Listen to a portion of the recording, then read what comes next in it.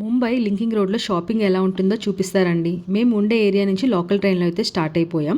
బాండ్రా దగ్గర దిగిపోవాలి. అక్కడి నుంచి ఆటో ఎక్కితే లింకింగ్ రోడ్కి వెళ్ళిపోవచ్చు. లింకింగ్ రోడ్ అయితే రీచ్ అయిపోయాం. దిగిన దగ్గరే షాపింగ్ స్టాల్స్ అన్ని స్టార్ట్ అయిపోతాయి. ఇక్కడ మోస్ట్లీ మనకు దొరకదంటూ ఏమీ ఉండదు, అన్ని దొరికేస్తాయి ఆల్మోస్ట్. అమ్మాయిలకి అయితే dresses, jeans tops, footwear, jewellery, hand bags ఇలా అన్ని దొరికేస్తాయి. అండ్ అబ్బాయిలకి కూడా టీ షర్ట్స్, ప్యాంట్స్ ఇక్కడ మోస్ట్లీ ఎక్కువ షాప్స్లో ఉంటాయి. అండ్ కిడ్స్కి కూడా డ్రెస్సెస్, ఫుట్వేర్ ఉంటాయి.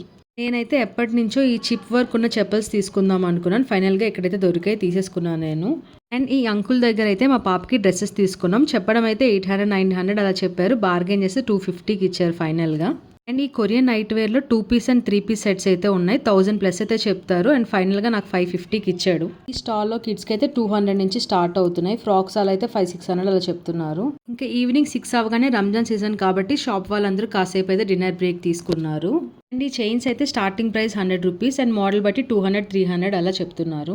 అండ్ ఈ చికెన్ కర్రీ సెట్స్ అయితే 1200, 1300 ఆ రేంజ్లో చెప్తున్నారు.